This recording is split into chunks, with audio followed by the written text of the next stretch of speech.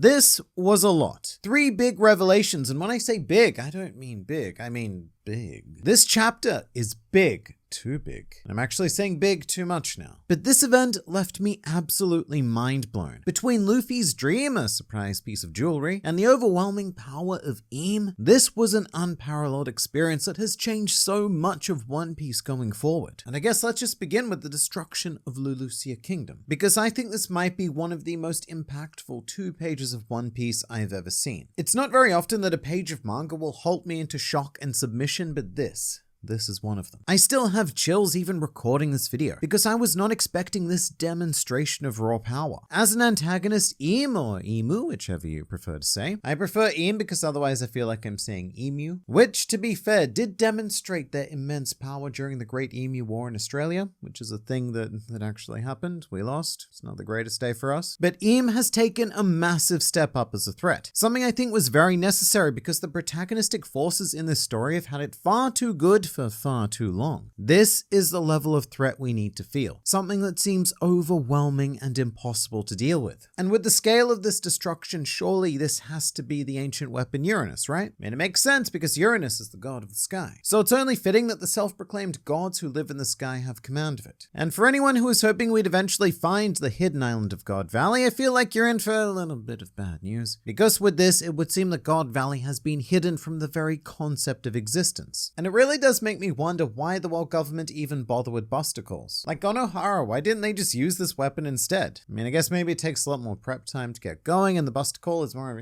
like a quick and dirty option. Also, for every new subscriber during the month of September, Grand Line Review will be donating 10 cents to Gamers Outreach so that we can provide Westmead Children's Hospital with gaming carts equipped with all latest generation consoles to give kids the much needed power to play. We also have a direct donation page, and according to our milestones, we are well into funding our second cart. So if you have the means, please do consider donating because every little bit helps. And now, a smooth transition back into whatever it is we were talking about. I've also seen roughly a bazillion people point this out, but the overall attack is very evocative of Doflamingo's last moments of relevance on Dressrosa. His final attack was called 16 Holy Assassin's Bullets, and assaulting Lulusia Kingdom appears to be 16 Rays of Light. This is very potentially the national treasure that Doflamingo was talking about. The one which, when combined with immortality, would have allowed him to rule the world, which he would know because of our potentially immortal Im who is currently using it to rule the world. And the way Oda drew this moment is masterful. One Piece is a series known for almost painful levels of environmental detail. So when Oda draws devastating attacks, he tends to employ the utmost simplicity, like he's literally erasing the details of the world he's built. It gets cooler though because a lot of the line art on this page was like unrefined and sketchy, especially when you look up at the clouds or even down at the not clouds, the water. That's what I was looking for. I forgot the word for water. But the lines are really sketchy, almost like the sort of placeholder art you'd use in a storyboard. But that's very purposeful because again, this attack is just so powerful that it's distorting the very fabric of the artwork that's portraying it. I should say that Oda also knew exactly how to hit me right in the terror balls by making sure to include panels of a child and a dog right before the impact of the attack. The idea of which is to instill as much empathy as possible into the reader, so it doesn't just feel like we have a bunch of nameless characters being killed. No, instead we have a bunch of nameless characters who have children and pets. And simple things like that are a very quick and effective method of making us care a lot more than we otherwise might have. And is it odd that I actually feel kind of heartbroken because a fictional dog that we only ever saw in one panel is now dead? But then of course, there's also Sabo. Now what I will say is that if Sabo was on the island, I would have an incredibly rough time believing that he survived from any sort of logical perspective. But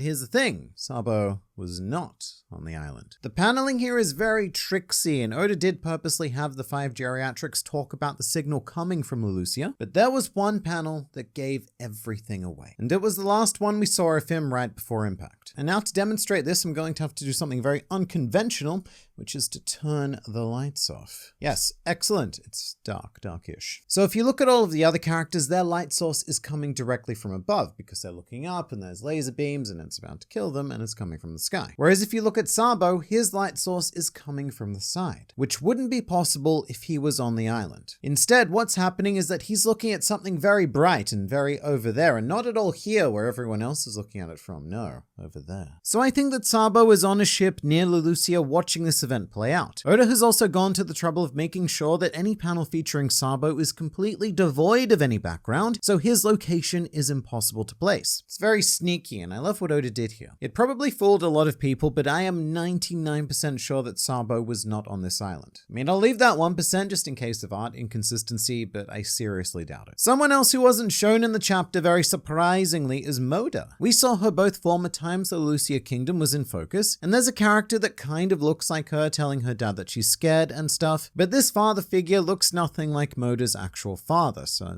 I don't know where she is. Maybe I missed her, maybe my eyes are just not great, sometimes they do that, or more accurately don't do that, the thing I want them to do, which is see. But my Oda suspicions doing a bit of a tingle here, because if he was going to kill Moda, surely he would have given her some sort of dramatic focus. Or maybe he just forgot how to draw her father, I don't know. But it is possible that wherever Sabo is, Moda is probably also there for reasons. And it's not too far-fetched because Moda obviously knew Ace, so that's a very easy way to connect to Sabo and maybe even Luffy in the future. But speaking of, the choice to use the Lulusia Kingdom for this event was fantastic. To a lot of people this might seem like a bit of a random location, but we have been following the story of this little island for quite a while now. It all began with Ace's cover story pre-time skip, and then it continued just before the Reverie when the Revolutionary Army commanders arrived to do the thing it is they did, and now it has concluded in tragedy. It's a really good way for Oda to make us feel lost without actually being one of the more important islands, like say Alabasta or Wano, and it's a great example of why the cover stories are so important. Ace's cover story was a joke, pretty much just a series of gags, as we follow the journey of a girl who just wanted to sell some milk. It was perfect because there's no better way to get invested in a location and its characters than to have fun with them. Before now, Lulusia was never really a serious place, it was just a bit of fun in the background. So this is Oda very, very effectively telling us that nothing is safe. Now with that said, the other parts of the chapter were all very warm, fun, and safe, which is crazy because a lot of it is focused on the massive revelation of Luffy's true dream. Firstly though, I love seeing Luffy's reaction to the news about Sabo and Vivi. Everything went pretty much as expected, with him not believing for a second that Sabo was some sort of murderer, but also immediately wanting to set sail to help Vivi. And this is a rare but classic moment where Zoro steps in as the voice of reason. Zoro is of course my favorite character in the series, and I find moments like these quite personally nourishing. Zoro is the perfect vice captain figure because he knows when to take orders but also when to issue them. Like, he's done some pretty ridiculous stuff for Luffy on a whim, completely unquestionably, as if the order in question actually made sense, but he actually has an ability to decipher Luffy's regular poor decision making from his actually poor decision making. And it has resulted in one of my favorite Luffy expressions of all time, where Zoro's just like, "Now Luffy, remember what you said about Ace that one time?" And then we cut to this stunning masterclass of expression from Eiichiro Oda. The kind of face that says, "I know you're right, but F you anyway." But also with reactions, I appreciated Chopper shedding some tears for Cobra. The rest of the crew were more concerned about Vivi, understandably, but I like that at least one of them took a short moment to mourn Cobra. I mean, he did once share a bath with them where he, for reasons, attempted to see his own daughter naked, but overall Cobra, he was a great guy and a very solid king. So it's quite touching that Chopper had this reaction. But the best part about Zoro's speech was when he told Luffy not to underestimate Vivi, because other than Luffy himself, this is the best person that a line like this could possibly come from. Zoro, whose entire life quest is more or less about acquiring strength, is giving Vivi some pretty solid respect here. Not necessarily with raw power, but Zoro saw firsthand just how hard she fought to save Alabasta, and so he has complete faith in her. Also, something that I thought was insanely cute was the exchange between Robin and Luffy about all of the information in the newspaper. Robin just gets Luffy. Like, she always knows who he's talking about with all of his weird pineapple-y descriptions. With that said, Robin mentioned there was some news about more familiar names, which Luffy doesn't care about, but I sure do. Meanwhile, Luffy did actually keep his word and is giving Caribou a lift aboard the Thousand Sunny, and I found it quite hilarious that he was given the barrel treatment again. But this is huge. This is so damn big. Because something I didn't put together until rereading the chapter was, does Caribou now know what Luffy's dream is? I think he does, because he was eavesdropping the entire time. And so he continues to, for whatever reason, become one of the most important characters in all of One Piece. And as for the dream itself, this was all incredibly sudden, but Luffy finally revealed it to the crew. Not to us as readers, but along with the destruction of Lulusia, this floored me. I had to stop and carefully examine each and every one of the Straw Hat reactions because there is a full spectrum of emotion here. The most noteworthy reaction to me is Usopp, because he's the only one who seems to be hit with the severity and impossibility of whatever this true dream is. I mean, Sanji thinks it's crazy as well, but he laughed, whereas Usopp is all like, Luffy,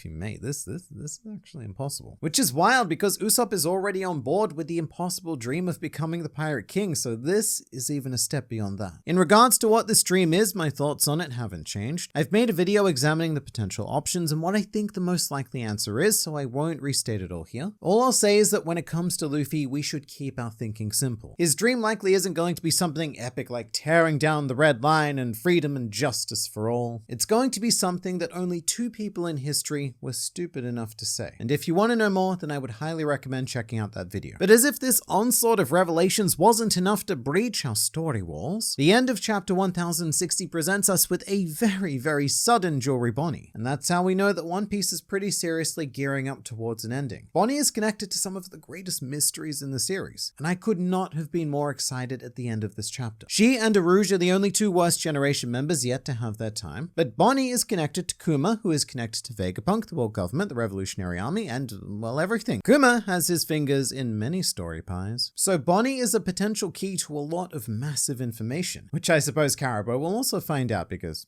he knows everything. And a lot of this section was also spent having fun with the Straw Hats messing around. Chopper with his cute hat, Sanji doing his hearing ladies gag, and Brook comparing weather phenomenon to afros. It was a very comedy-heavy few pages, and I suspect that Oda did this to get in some final wacky crew interactions before Bonny wakes up and we have fallen into a solid plot again. That, and after the insanely tragic events of Lulusia, Oda thought it might be a good idea to take a bit of a breather, a bit of a and not end this chapter on such a low point. But holy crap, we've been given so much to think about. I can't even predict where we go from here, and honestly, that's the best part about it. Although I can predict that this is another great video, so if you like listening to an Australian man talking about fictional pirates whilst you do the dishes or cleaning your room or something, then this is the video thing for you.